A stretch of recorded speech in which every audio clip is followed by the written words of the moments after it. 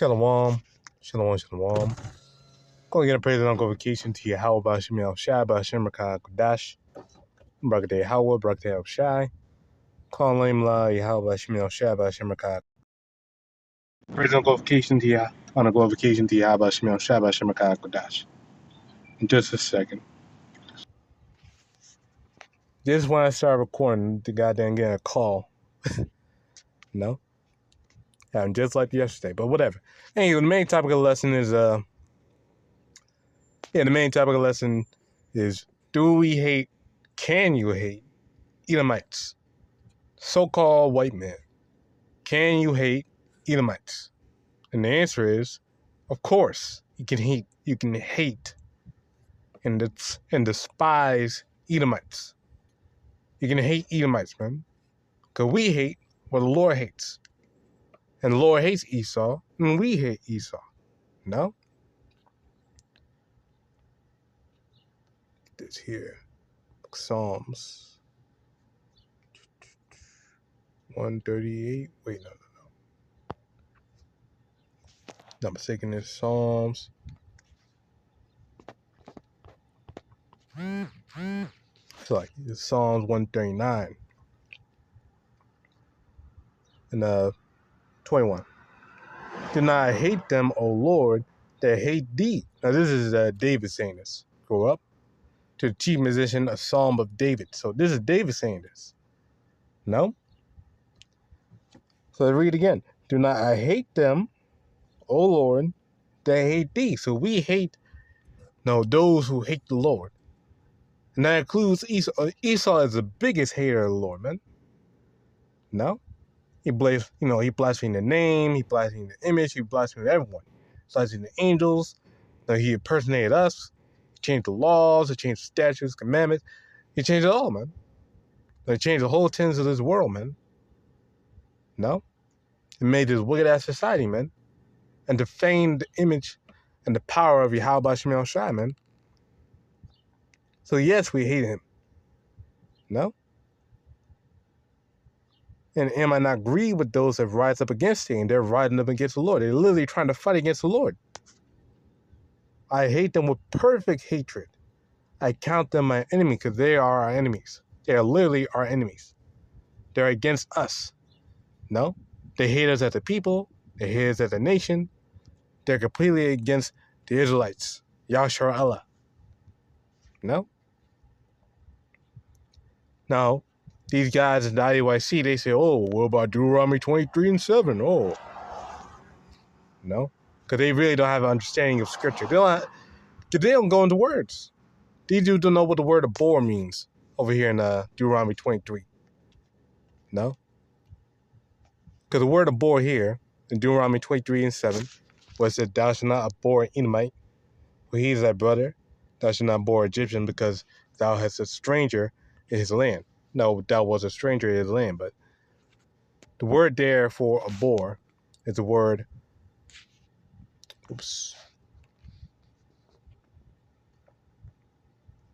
is the word saib. Saib. I'm saying that correctly. Saib. Saib. Saib. Or saib. I'm saying that correctly. It means to abhor, be abominable, to be abominable, to be abhorred, be detested, to loathe, abhor, regarding as an abomination, make abominable in a religious sense. No? An ethical sense. No? To detest, to abhor. Basically means to separate. No? No, to be abominable. No? I believe that's no.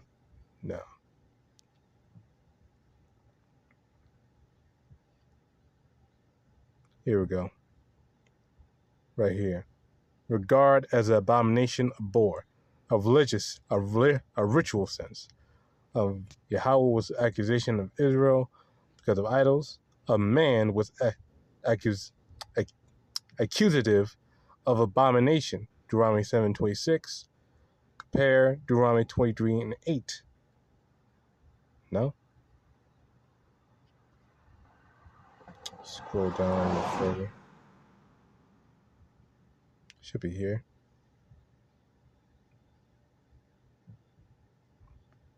But the main point is, it means to abhor as an abomination, or i.e. stay away from.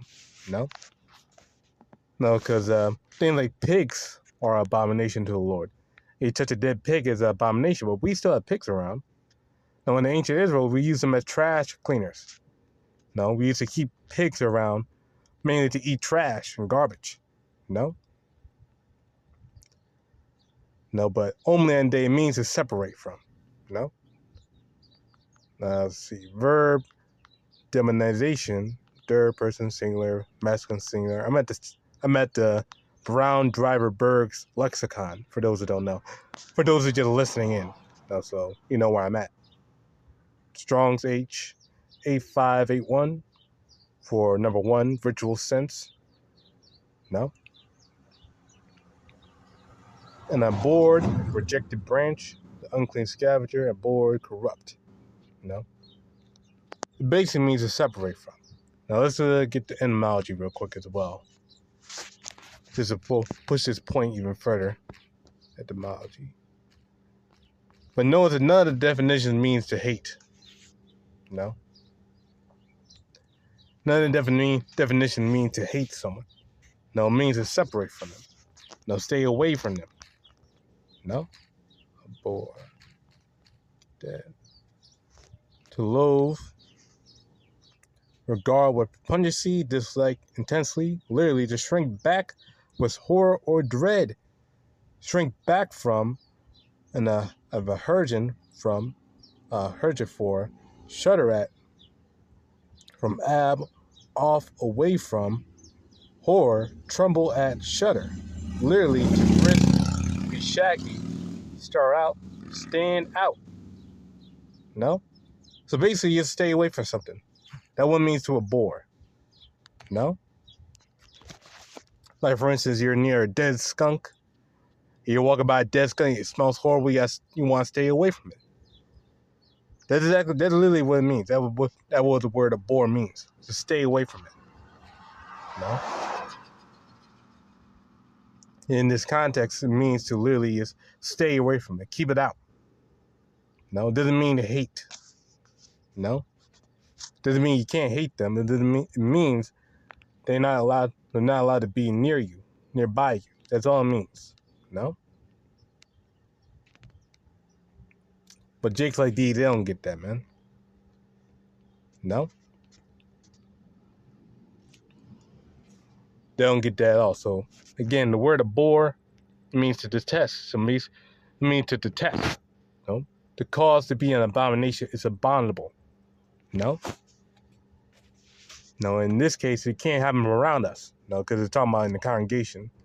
No, you read Deuteronomy 23 in context, it's talking about you can't have them in the midst of our congregation till the 3rd or 4th generation. I mean, after the 3rd generation, they can come in amongst us. No? And really, now you're talking about Esau. You get the word for Edomite. Because the word is really a clerical error, no, which really goes into the Syrians. No? No, but the main point is, at the end of the day, the word abhor does not mean hate. It means to separate from. It means to detest, to stay away from, treat as an abomination. That's what the word abhor means. It doesn't mean hate, that you hate this person or something like that. It does not mean that. No? So these guys at IUIC, they don't know the words, man. They just go along with anything Nate says. So since Bishop Nathaniel Alaga, General Nathaniel Alaga said it, it must be true, which is not true. No, you gotta research these things. You gotta go deep. No? Ezekiel 25:12. Thus saith Yahawah power, because that Edom had dealt against the house of Judah by taking vengeance, and have greatly offended, and revenged herself upon them. Therefore, thus saith Yahawah, I will also stretch out my hand upon Edom, and will cut off man and beast from it, and I will make it desolate from Teman, and they that die shall fall by the sword. Now lay my vengeance upon Edom by the hand of my people Israel. So we're going to do vengeance against Esau. And they shall do to Edom according to my anger and according to my fury. And they shall know my vengeance, saith Yahweh power. No, because they're abusing us. The Lord got put his fury, his anger in us against them. No? So we're not going to be doing it because the Lord hates Esau. And since the Lord hates Esau, his hate got to be in us. His anger and his vengeance are going to be in us. So we're going to enact that level of vengeance and hatred against them. No? By putting them in captivity, man. No? In hardcore bondage, man. Now, we're not going to do what they did to us. No, like, no, getting fucking buck breaked or some diabolical, wicked shit like castration or some crazy. No, we need slaves. No, we need them to reproduce. So we're not going to castrate them. That's some Edomite shit. No? No, making men eunuchs. Nah, man. That's gross as hell. No, what we're going to do, we got to torture their ass, put their ass in captivity. No? And enact vengeance upon them as they done to us. No? But really on a grander scale, because we're doing it to their elites. We're doing it to all of their ass, man. Every last one of them. Not one Edomite got to escape out of the judgment. Now, there got to be different positions. Like, for instance, a woman. Some of the women are going to be concubines or house servants or whatever. Different positions, but they're all going to be enslaved. And then every last one of them going to be in captivity. None of them going to be on the sidelines, no, just chilling. All right? For those who don't know. But the main point is, we're going to do vengeance against Esau, man. No? Which is well-deserved, because they did vengeance against us. No? I'll get this last one, that I'll close out. I believe I made the point. Not really that deep of a topic at all. But you got stupid niggas out there who, somehow for some reason love their oppressor. No, so we got to talk about it, man. Amos 5:15. Hate the evil and love the good. There is no in-between. You can't be indifferent. No, to evil. No, you have to hate the evil. And that includes people. If a nigga's wicked, that includes niggas too. Because they're really not our brother. No, they're really not our brother. So we have to hate their ass too. Hate the evil and love the good. Establish judgment in the gate. It may be that Yahweh, power of hosts, will be gracious unto the remnant of Joseph. Now let's get that word there for hate. Hate! It's the word shana, be hateful. This is what the word means for hate. Be hateful. Be hated, hater, hate, enemy, foe. These are enemies. No? They're the ops, as these YNs say. They're the ops. They're the enemy. The opposition. The other side. The evil ones. The devil. No? So yes, we hate. We hate Esau. Esau, Edom, the so-called white man. For those who don't know. Lo Nyafad, calling our praise on glorification to YAHAWASHI, QADASH, the Shalom.